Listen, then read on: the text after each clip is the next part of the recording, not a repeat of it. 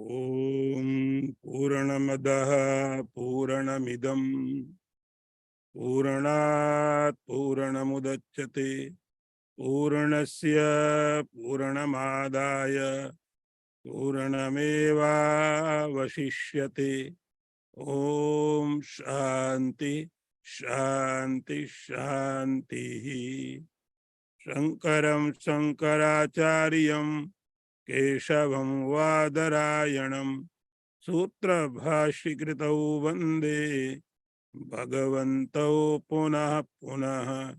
ईश्वरो गुरुरात्मेति वेद विभागिने व्योमवद्व्याप्तदेहाय दक्षिणामूर्तये नमः। ओम शांति शांति शांति। नारायणं नमस्कृत्य नरं चैव नरोत्तमं देवीं सरस्वतीं व्यासं ततो जयमुदीरयेत। ओम शांति शांति शांति।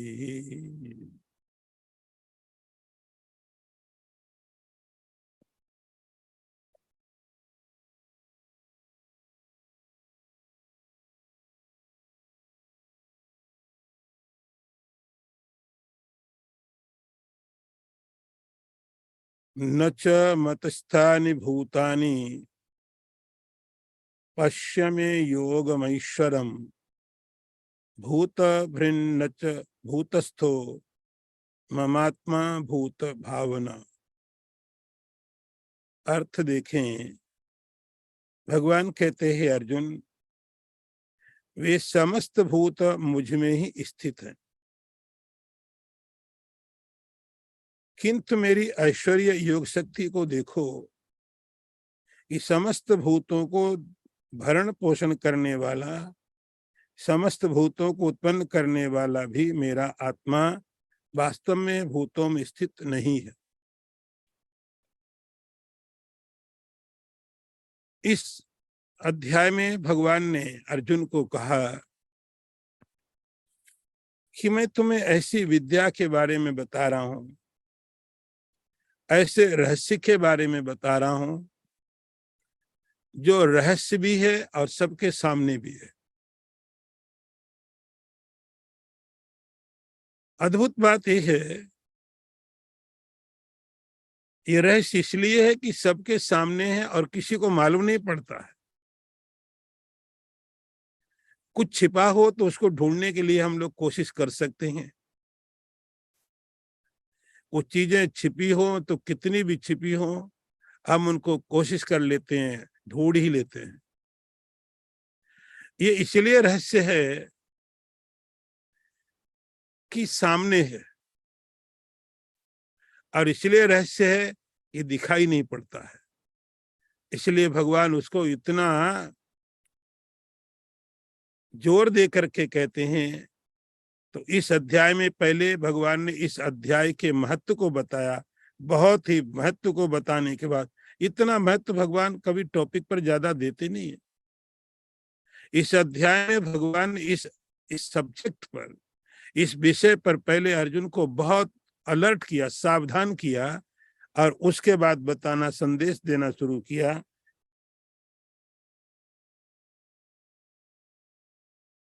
और वो संदेश पीछे वाला जो मंत्र था वहां से शुरू किया था, जिसमें भगवान ने कहा ये सारा संसार जो व्यक्त है, उस व्यक्त संसार के अंदर मैं अव्यक्त सब जगह हूं। उसी बात को भगवान और स्पष्ट करते हुए अर्जुन को बताते हैं कि अर्जुन देखो, इस सारे के सारे भूत, भूत का मतलब जो है, जो देख पा रहे हैं हम जिसका अनुभव कर पा रहे हैं, जो हमारे लिए सत्य है, वह नचमत स्थानी, ये समस्त भूत मुझ में है। लेकिन ऐसा नहीं कि मैं इतना ही हूं। वेद कहता है तेतिष्ठ दशांगुलम, त्रिपादो ऊर्ध्व उदय पुरुषः एतत्।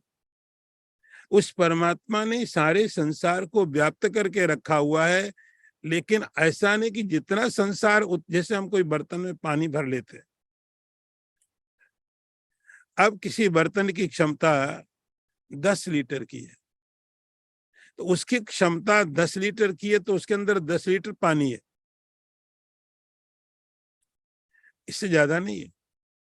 तो संसार के अंदर में परमात्मा है, इसका ऐसा कहीं कॉन्सेप्ट ना आप समझ लें कि जितना संसार है उतना ही परमात्मा है। आज हमारे संसार के बारे में हमारा ज्ञान बहुत कम है। हम जिसको संसार कहते हैं वो जो दृश्य अभी हमको दिखाई पड़ता उतना, लेकिन हमको पता है, आज की साइंस को पता है कि संसार उससे बहुत ज्यादा है, हजारों रहस्यों से भरा हुआ है। हम कोशिश करते हैं धरती में जान लो, पहले धरती में क्या क्या चीजें, पहले तो वो देखो, फिर धरती से अलग दूसरे ग्रहों में क्या क्या पदार्थ हैं, क्या उनका नेचर है, क्या स्वभाव है, हम उनको जानने की कोशिश कर रहे हैं। ऐसे ही भविष्य में और भी हम संसार को जानने की कोशिश करें तो उतना ही परमात्मा नहीं है। भगवान कहते हैं न च मतिस्थानि भूतानि पश्चिमे योगमीश्वरम। हे अर्जुन, मेरे योग के ऐश्वर्य को देखो। क्योंकि दो विरुद्ध बातें भगवान जैसे यहाँ पर कह रहे हैं, भगवान ऐसा कहते हैं जैसे दो विरुद्ध बातें। और ये जो स्टेटमेंट है, जब आपने उपनिषद पढ़े हैं, गीता उपनिषदों से आई हुई है, भगवान उपनिषदों को गीता में व्याख्यान कर रहे हैं। जिन्होंने उपनिषद नहीं पढ़े हैं उनको गीता की ये पैराडॉक्सिकल स्टेटमेंट समझ में नहीं आते हैं। भगवान कहते मैं उनमें हूं भी नहीं भी हो। आप एक बात बोलो, या तो हो या नहीं हो। भगवान कहते यही मेरा ऐश्वर्य है, इसको तुम देखो। ऐश्वर्य का अर्थ भगवान की यही माया है। आपका ऐश्वर्य क्या है? आपकी शक्ति। आपका ऐश्वर्य क्या? आपकी सामर्थ्य, आपके प्रॉपर्टी है, फैमिली है, आपकी बॉडी की ताकत, जो भी है। आपकी अशक्ति आपका ऐश्वर्य है। परमात्मा की शक्ति, परमात्मा का ऐश्वर्य क्या है? भगवान की माया। भगवान कहते इसको समझो। जब आप भगवान की माया को समझ जाएंगे, उसके बाद में आपको आसानी हो जाएगी जो उपनिषदों में या भगवान के यहाँ जो वक्तव्य दिए जा रहे हैं जो विरुद्ध लगते हैं उनको समझने में। पश्चिमे योगमैश्वरम भूत भृन न च भूतस्थो ममात्मा भूत भावना। भगवान कहते देखो, समस्त भूतों का भरण पोषण करने वाला मैं हूं। या तो भगवान झूठ बोलते हैं, हम झूठ बोलते हैं। हम कहते नहीं, हम ही कर रहे हैं। भूत भृन, समस्त भूतों को, समस्त प्राणियों को मैं भरण पोषण करता हूं। मैं भूत भृन न च भूतस्थो। लेकिन दोनों चीजें भगवान कहते हैं अर्जुन को कि अर्जुन, मैं समस्त भूतों को उत्पन्न करने वाला भी हूँ, समस्त भूतों का भरण पोषण करने वाला हूँ। जो परमात्मा का एक सामान्य विचार है परमात्मा के बारे में। बहुत से धर्म इसीलिए धर्म बने हैं कि वो परमात्मा को संसार का बनाने वाला, संसार को पालन करने वाला, संसार का संहार करने वाला मानते हैं। कोई चाहिए, कोई ऐसा चाहिए जो संसार का निर्माण करे, कोई चाहिए संसार का पालन करे, संसार का संहार करे। इतना विचार है। यहाँ भगवान थोड़ा एक स्टेप आगे ले लेते हैं। नच, ऐसा ही नहीं है। समस्त भूतों को उत्पन्न करने वाला मैं हूं, समस्त भूतों का भरण पोषण करने वाला हूं, समस्त भूतों का संहार करने वाला हूं, लेकिन इतना ही नहीं। आगे का मंत्र देखिए। यथाकाश स्थितो नित्यं वायु सर्वत्र गो महान तथा सर्वाणि भूतानि इति मत स्थानी इति उपधारय। भगवान कहते हैं अर्जुन, जैसे आकाश उत्पन्न समस्त जगह विचरण करने वाला महान वायु सदा आकाश में स्थित है, वैसे ही मेरे संकल्प द्वारा उत्पन्न होने से संपूर्ण भूत मुझ में स्थित। ये बात हमारे ही समझ की बात नहीं, अर्जुन को भी समझ में नहीं आ रही थी कि भगवान कह क्या रहे हैं। वृद्ध वक्तव्य है, नहीं भी है, ऐसा है ऐसा नहीं भी है। अर्जुन को भी बात क्लियर नहीं हो रही थी, इसलिए भगवान ने उसको थोड़ा स्पष्ट करने के लिए एक एग्जाम्पल देना शुरू किया। तो जब बात को थोड़ा आसान करके बताने की कोशिश की जाती है तो उस समय कोई भी वक्ता उदाहरण देता है। तो भगवान जब अपना स्वभाव, अपना ऐश्वर्य, अपनी शक्ति जो कि विरुद्ध लगती है, उसको बताने की कोशिश करने लगे, थोड़ा अर्जुन भी असमर्थ हुआ समझने में। अर्जुन भी समझ नहीं पा रहा था। ये बात भगवान को मालूम पड़ी, जो मैं कह रहा हूं अर्जुन ठीक से नहीं समझ पा रहा है। भगवान ने एक एग्जाम्पल दिया। भगवान ने कहा, अर्जुन देखो, जैसे आकाश और वायु, दो एग्जाम्पल थे। यथाकाश स्थितो नित्यम वायु सर्वत्र गो महान। एक आकाश है और एक वायु है। वायु और आकाश में थोड़ा अंतर हम समझ लें। यहाँ भगवान जिस बात को उदाहरण दे रहे हैं, उदाहरण यहाँ पर कैसे आपको समझना है वो आपको पहले समझना पड़ेगा वायु और आकाश के बारे में। आकाश अनंत है, वायु उसमें सीमित है। आकाश अचल है, आकाश नहीं चलता है, लेकिन वायु चलती है। आकाश में कोई मूवमेंट नहीं होता है, लेकिन वायु में होता है। आकाश हर चीज से अप्रभावित है, वायु प्रभावित होती है। कहीं गंदी जगह से गया तो गंदी वायु हो गई, अच्छी जगह से गई तो अच्छी वायु हो गई, स्मेल अच्छी आने लगी। आकाश अप्रभावित है। आकाश किसी भी चीज को कभी भी अपने में इकट्ठा नहीं करता है। जैसे कहीं पर बहुत गंदगी है, धीरे धीरे हम देखते हैं आकाश में पोल्यूशन हो गया, आकाश में मिट्टी भर गई। उस मिट्टी के कारण कई बार तो ऐसा होता है कि आकाश पूरा मटमैला हो गया, ऐसा लगता है इतना गंदा है। लेकिन आकाश के उस गंदगी को साफ करने के लिए हमको सफाई नहीं करनी पड़ती। जैसे हमारा घर गंदा हो जाए तो उसको साफ करने के लिए हमको झाड़ू लेना पड़ेगा, कपड़ा लेना पड़ेगा, वैक्यूम करना पड़ेगा, तब घर साफ होगा या कोई जगह साफ होगी। लेकिन आकाश में जो गंदगी है, आकाश में जो मिट्टी है, उसको साफ करने के लिए आपको झाड़ू नहीं लगाना पड़ेगा, कपड़ा लेके साफ करो आकाश को। तो वो गंदगी आकाश में है, दिख रही है, लेकिन आकाश में कभी भी वो प्रभाव नहीं डालती। आकाश में मिट्टी भी दिखाई पड़ेगी, वो मिट्टी आकाश को गंदा नहीं करती है, और गंदा नहीं करती इसलिए उसको आकाश को सफाई करने की जरूरत भी नहीं। तो अब आप ऐसे समझो कि जैसे आकाश के अंदर में मिट्टी है, दिख रही और है, लेकिन आकाश को वो मिट्टी और गंदगी कभी भी टच नहीं करती है। भगवान कहते अर्जुन, यथाकाश स्थितो नित्यम वायु सर्वत्र गो महान। ये वायु सब जगह जाती है, ये मूवमेंट करती, इधर से उधर सब जगह जा रही है। लेकिन उस वायु के किसी भी गुण के कारण आकाश प्रभावित नहीं होता।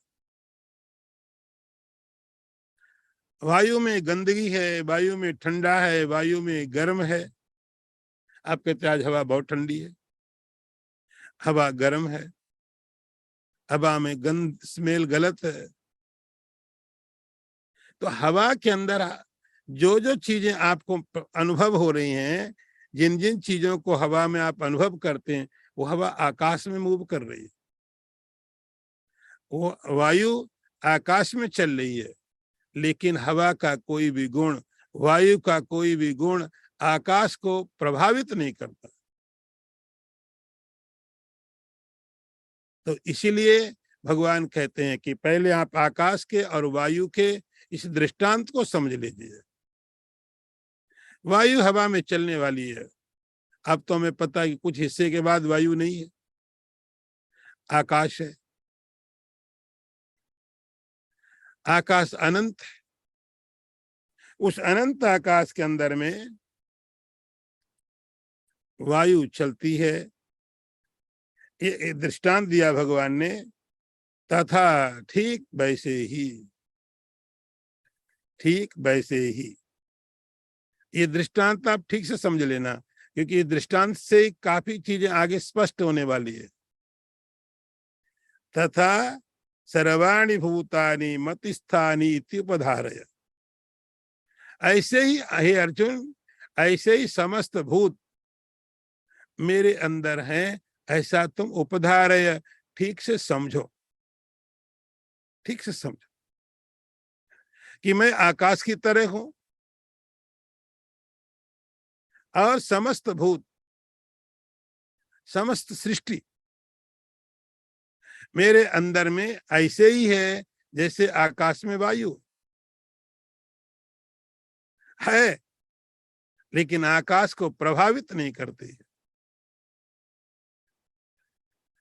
सारी की वायु है, लेकिन वायु आकाश को प्रभावित नहीं करती है।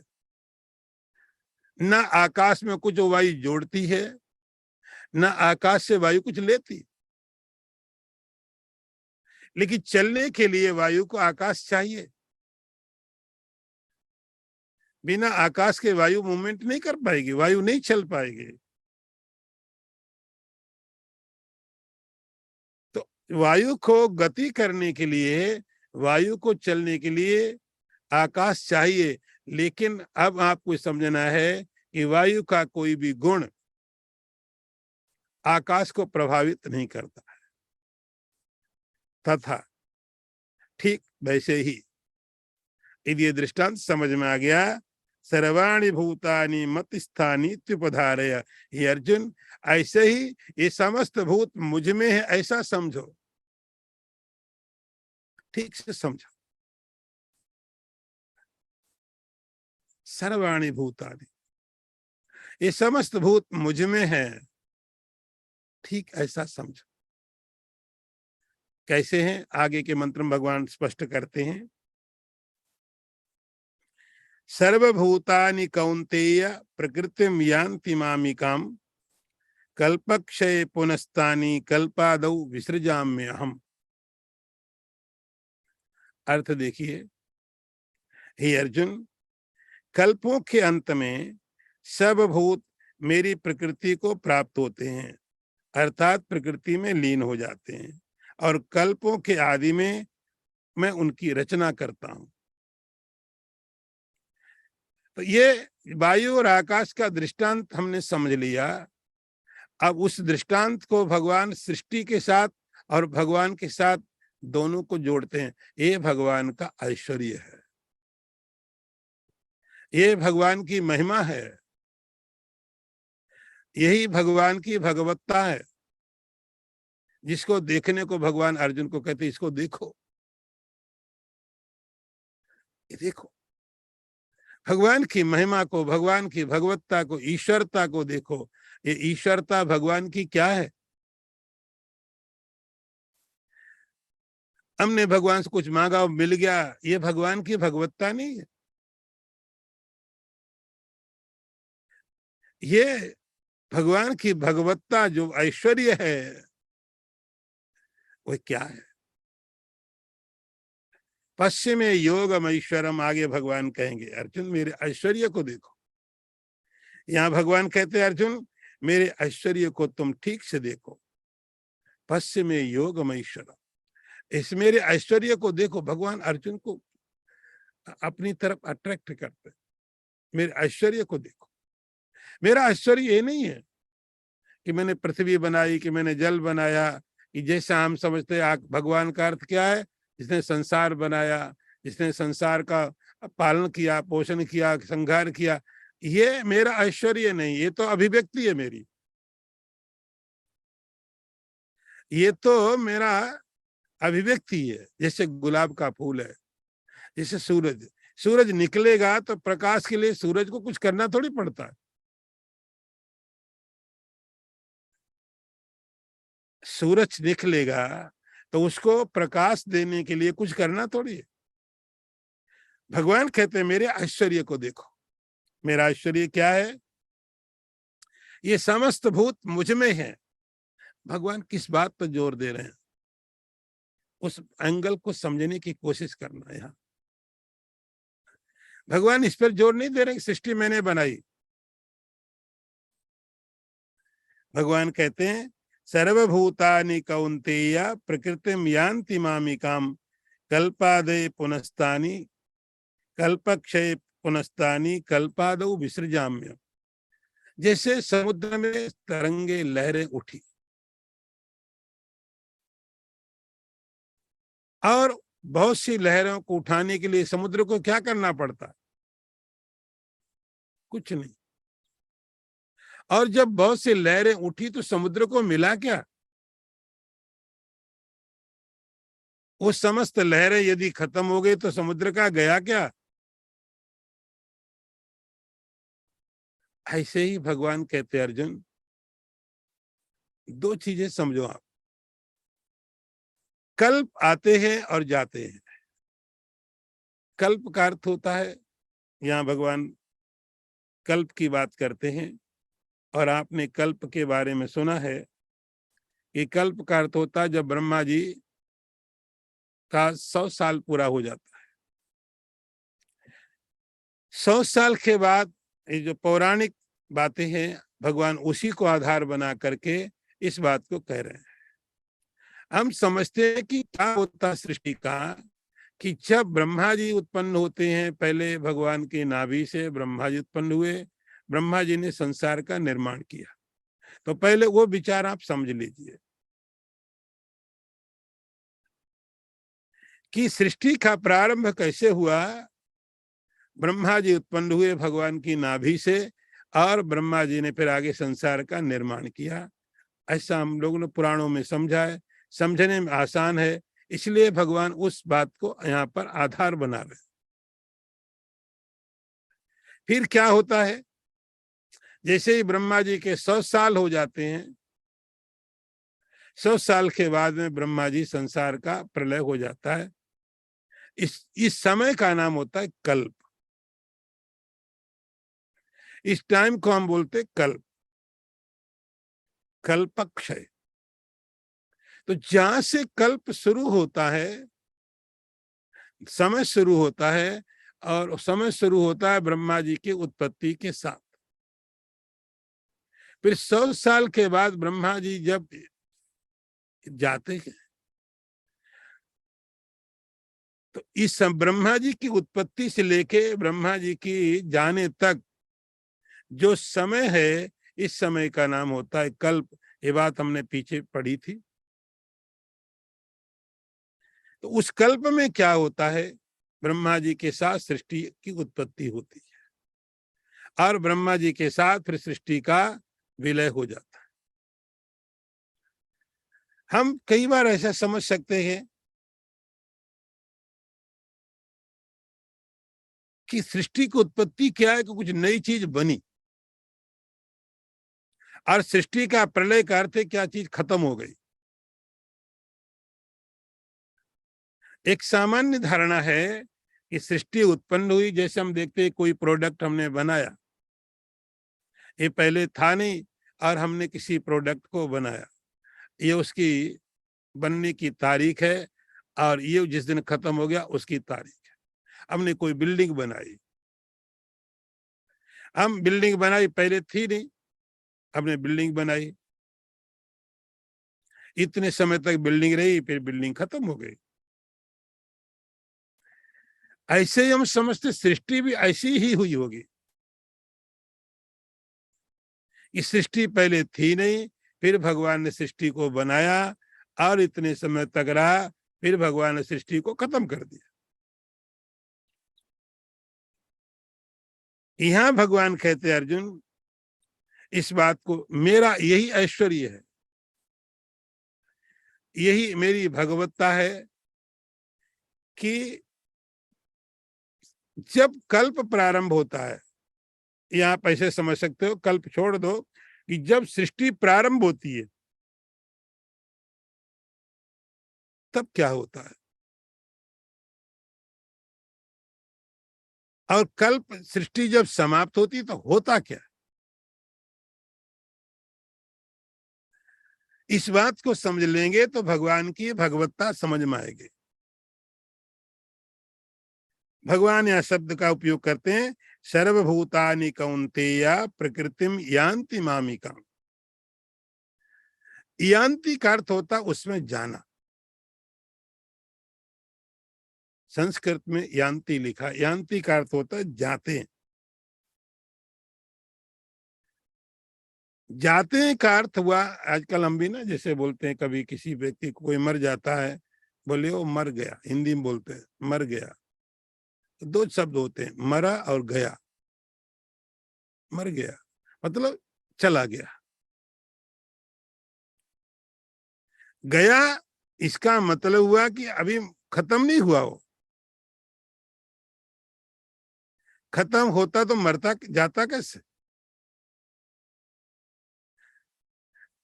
ऐसे ही भगवान कहते हैं कि प्रकृति का प्रलय का अर्थ ये नहीं होता है कि प्रकृति वो सृष्टि खत्म हो गई। यहाँ भगवान कहते यान्ति माम, माई मेरी प्रकृति में चले जाते हैं।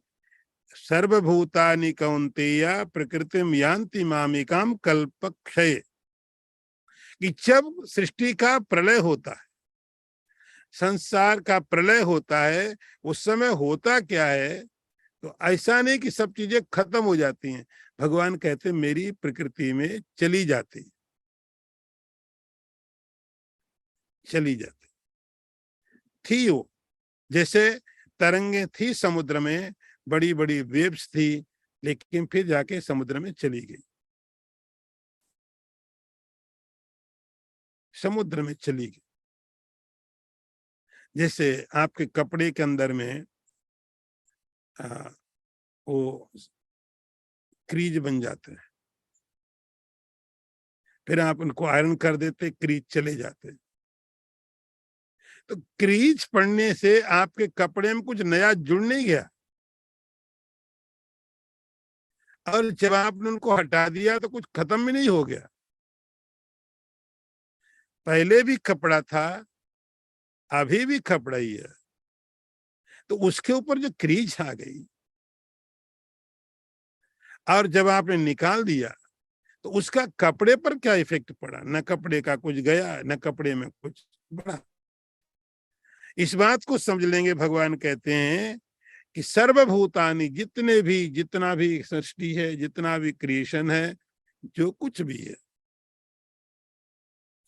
तो जब कल्प का क्षय होता है या सृष्टि का विनाश होता है, ऐसा आप कहते हो, उस समय क्या होता है, इस सब मेरी प्रकृति में चले जाते हैं, मेरी प्रकृति में चले जाते हैं। इसका अर्थ कुछ मरा नहीं, कुछ खत्म नहीं हुआ। जिससे कोई चीजें अभी दिखाई पड़ती, बाद में दिखाई नहीं पड़ती, तो कहीं कुछ चला नहीं गया। थोड़े एग्जाम्पल के लिए समझें, जिससे आप बैठे हुए हैं, सब कुछ वहां पर है, और इतना गहरा अंधेरा हो जाए कि आप कुछ देख ही ना पाए, कुछ दिखाई नहीं पड़े, तो हमको लगता कुछ है ही नहीं, कुछ नहीं है, कि कुछ दिख नहीं रहा है। ये जो नहीं दिख रहा है वो हमारी आंखों के कारण हो रहा है, लेकिन हमें भरोसा है कि पदार्थ हैं, हम प्रकाश करेंगे तो दिखने लगेंगे। तो दो तरह से आप बात को समझिए। एक तो हुआ कि सामने में हमें भरोसा कि है, अंधेरा जैसे जाएगा सब दिखने लगेगा। दूसरा होता है कि हमको प्रकाश भी है, आंखें भी ठीक हैं, और फिर नहीं दिख रहा है, भगवान उसकी बात कर रहे हैं। अभी भी पदार्थ है, अभी भी कुछ मरा नहीं है, अभी भी कुछ समाप्त नहीं हुआ है।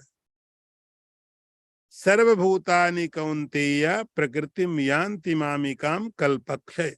इतना आपको समझना पड़ेगा कि समस्त भूत, जिसको कल्प का क्षय बोलते हैं, सृष्टि का विनाश बोलते हैं, उसमें कुछ मरता नहीं है, कुछ मरता नहीं है।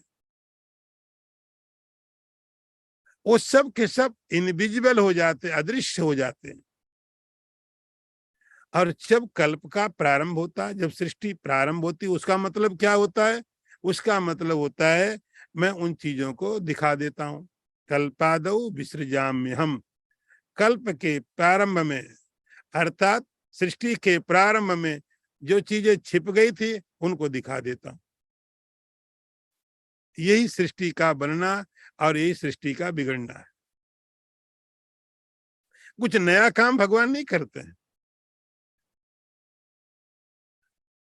कुछ नया काम भगवान नहीं करते कि मैंने नया किया। भगवान कहते बस सृष्टि का होना, उन पदार्थों को दिखा देना, वो समस्त भूतों को, सृष्टि का समाप्त होना, उनको थोड़ा छिपा दिया। कहा? उनकी अपनी प्रकृति में। जैसे मैं थोड़ा और एग्जांपल दूं कि कोई एक टुकड़ा है, बर्फ का है, बर्फ का टुकड़ा है 20 किलो का। आपने उसको कोई शेप भी दे दिया। पहले मैं देखता था आश्रम में, बॉम्बे में, हम लोग श्रावण के महीने में बर्फ से मूर्तियां बनाते थे भगवान के मंदिर के अंदर में। तो बड़े बड़े बर्फ के वो लाते थे, लादी, उसको कारीगर काट काट के हाथ बना देता था, पांव बना देता था, मुख बना देता था, और एक मूर्ति बहुत बना देते थे। कहीं गणपति बना दिया, कहीं नंदी बना दिया, कहीं शिवलिंग बना दिया। सब दिख रहे हैं। सवेरे धीरे धीरे धीरे धीरे से सवेरा हुआ, कहाँ कुछ नहीं दिख रहा है। कहाँ गई मूर्ति? किसने खत्म किया उनको? भगवान की मूर्ति को किसने खत्म किया? बड़ा सुंदर वो भगवान की मूर्ति बनाते थे। महादेव जी पूरे आपको स्पष्ट समझ में आएंगे,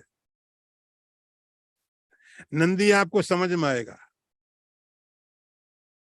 गणपति समझ में आएंगे। आप दर्शन करो। उस कारीगर ने उसको शेप दे दिया। रात को हम लोग मंदिर बंद कर देते थे, सवेरे जाते थे तो धीरे धीरे धीरे धीरे देखा गणपति की सूंड नहीं है, नंदी के सींग नहीं है, महादेव जी का त्रिशूल गायब हो गया, और थोड़े समय के बाद धीरे धीरे कुछ भी नहीं। किसी ने कुछ नहीं किया।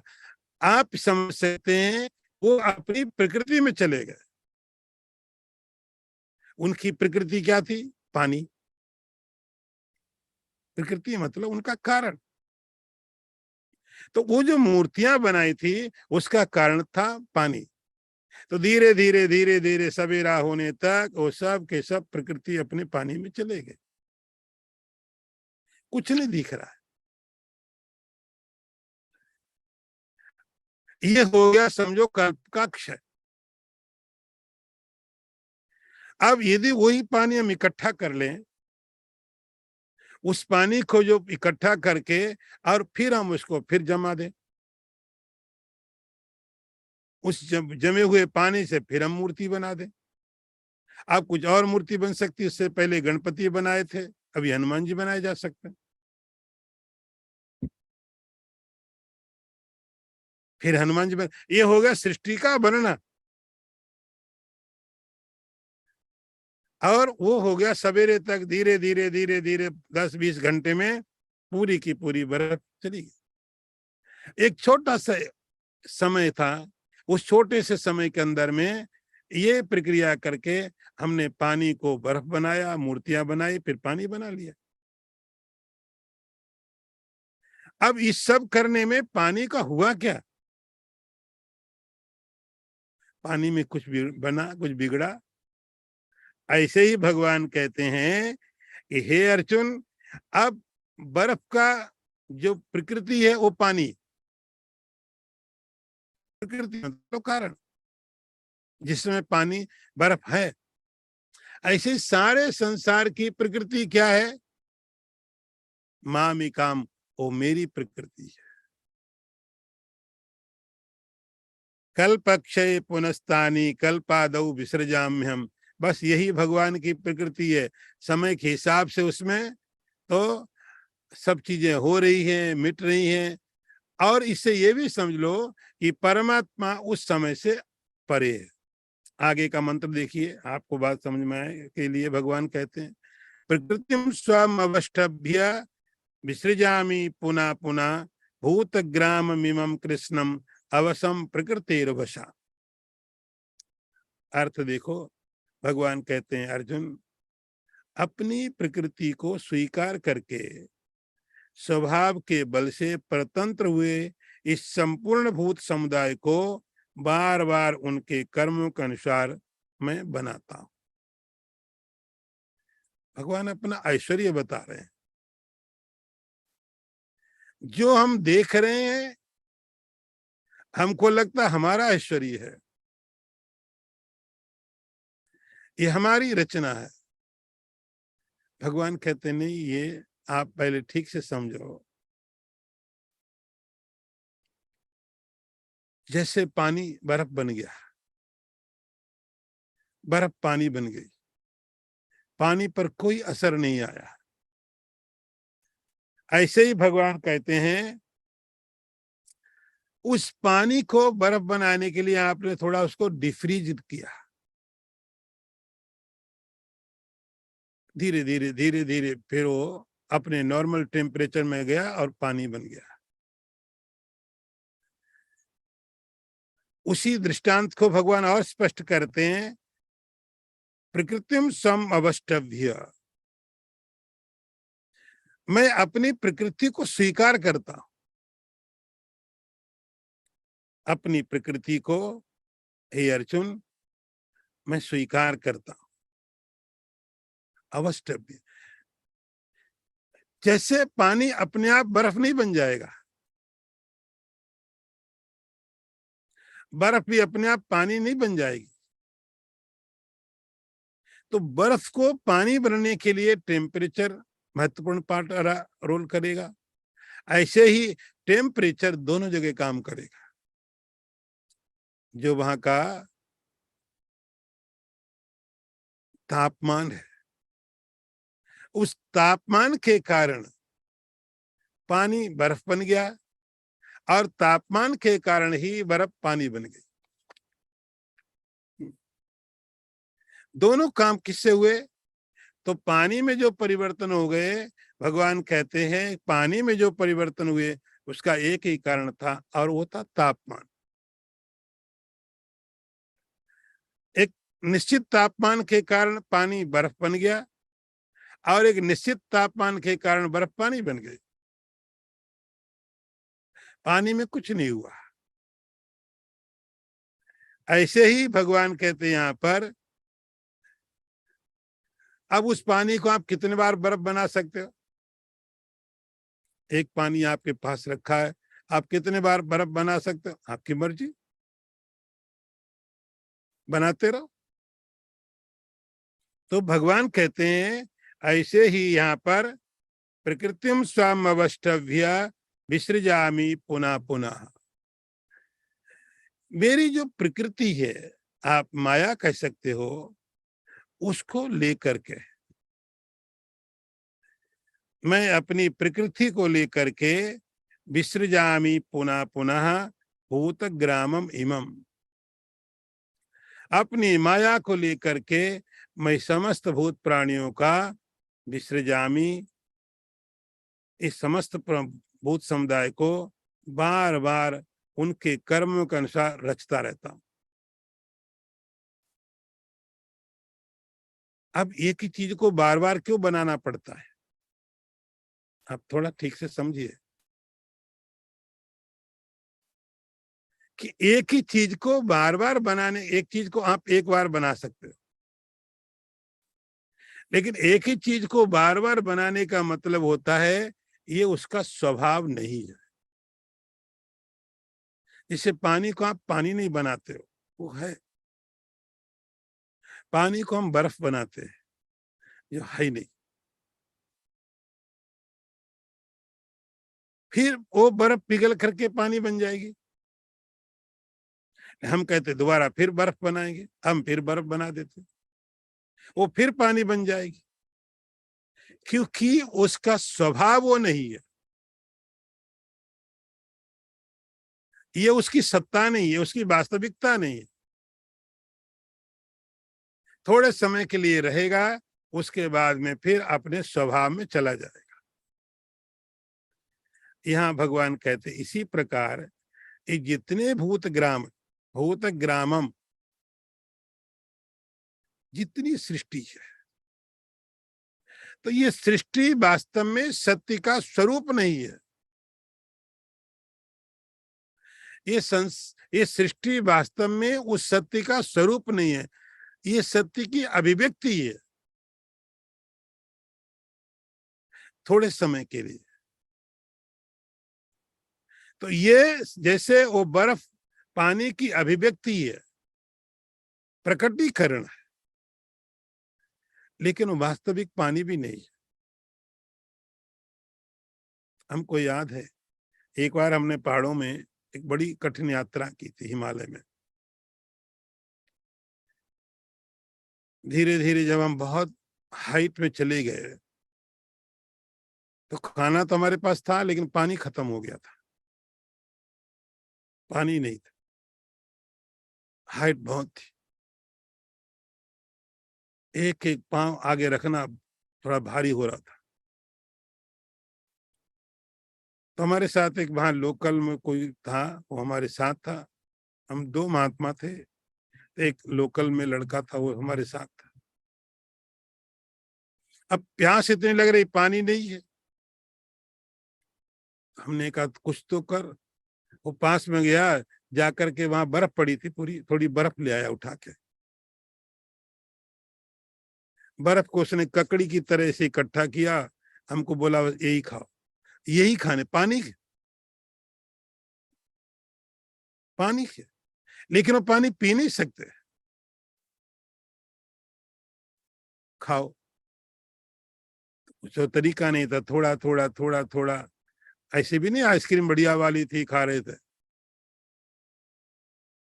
तो वो पानी भी है, तो ये पानी पानी का प्रकटीकरण है, स्वभाव नहीं उसका, ये नेचर नहीं है, ये है नहीं।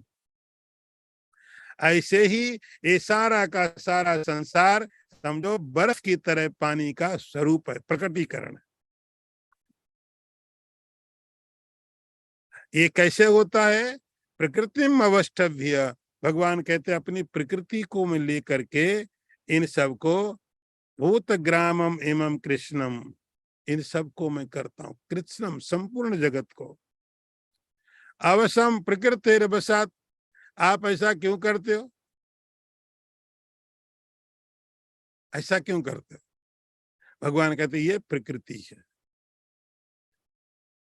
ये प्रकृति है। प्रकृति का अर्थ होता है अवसम, मतलब जबरदस्त होता है, मैं करता नहीं हूं। ये भगवान कहते होता, ये प्रकृति है, नेचर। कैसे समझे नेचर है? जैसे हम इस नेचर को समझते हैं, ऐसे आप थोड़ा और परमात्मा के इस नेचर को भी समझ सकते हैं। ये भी ईश्वर का नेचर है। दिन होता है, रात होती है, ये कौन करता है?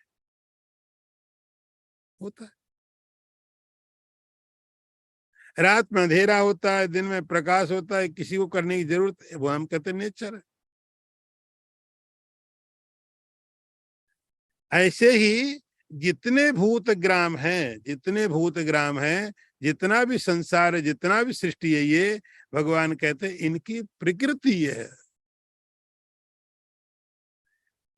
जो जहर है वो किसी को मारना थोड़ी चाहता है, वो स्वभाव उसका है, ये उसका स्वभाव है। तो हर एक व्यक्ति का अपना एक स्वभाव, उसके एक गुण है, उसकी क्वालिटी है। आपको अच्छा लगता है, खराब लगता है, लेकिन हर एक चीज के अपनी गुण है, कोई क्वालिटी है। पीछे भी हमने पढ़ा प्रकृतिम यान्ति भूतानि। तो संसार का ये स्वभाव है उत्पन्न होना। जैसे समुद्र का स्वभाव है कि समुद्र में वेव्स आती,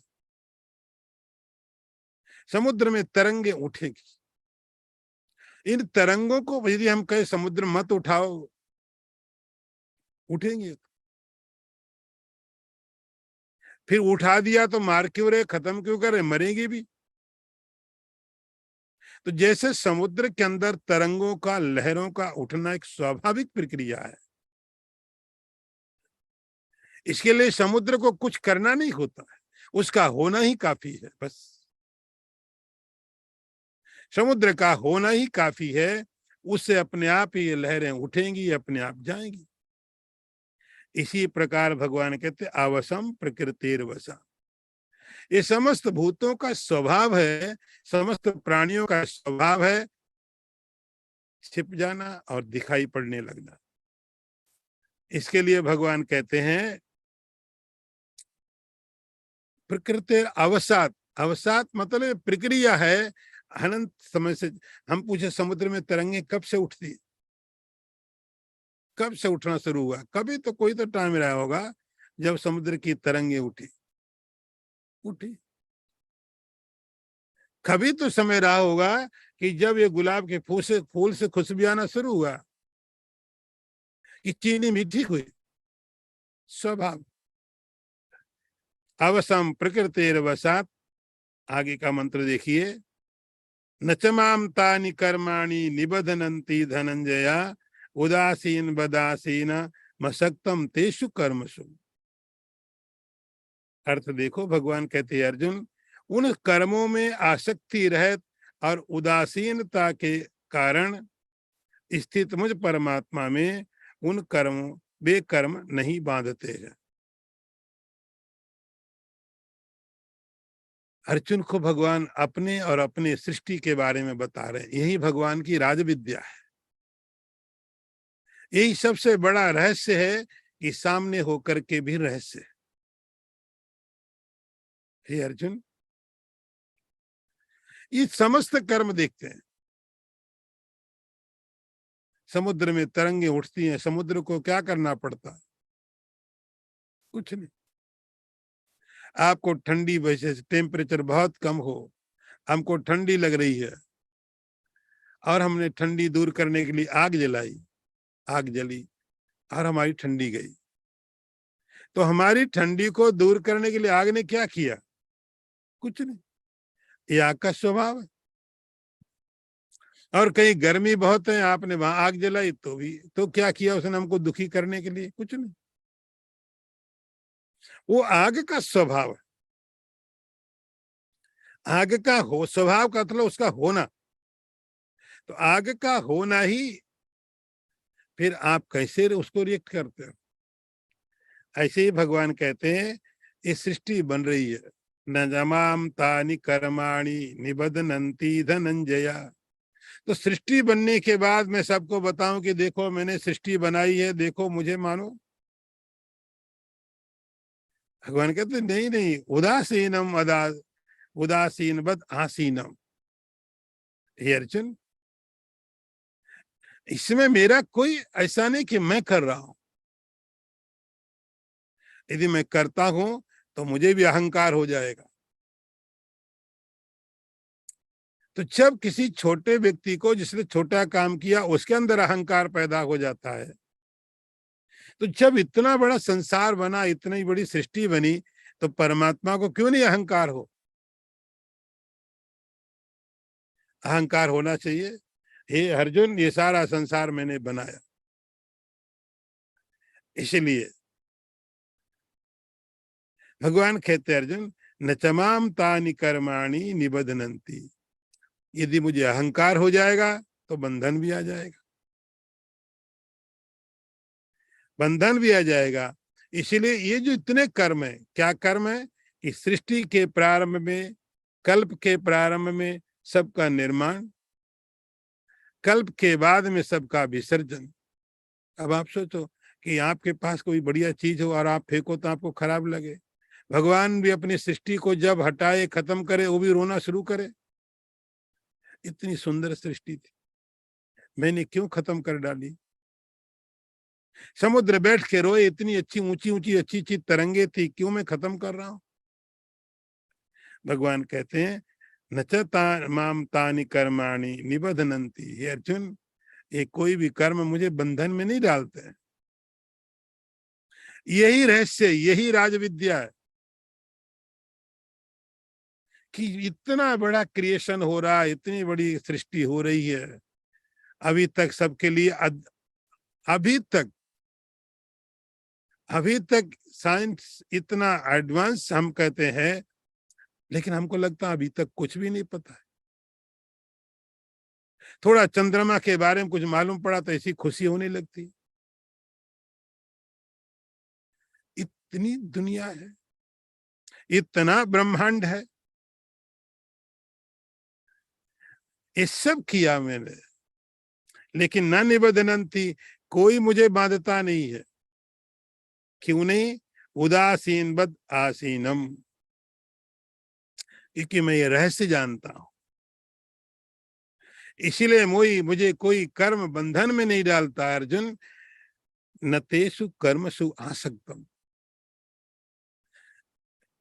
जैसे समुद्र लहरों के प्रति आसक्त नहीं है, समुद्र की लहरों में न राग है न द्वेष है, सूरज का अपने प्रकाश में न राग है न द्वेष है,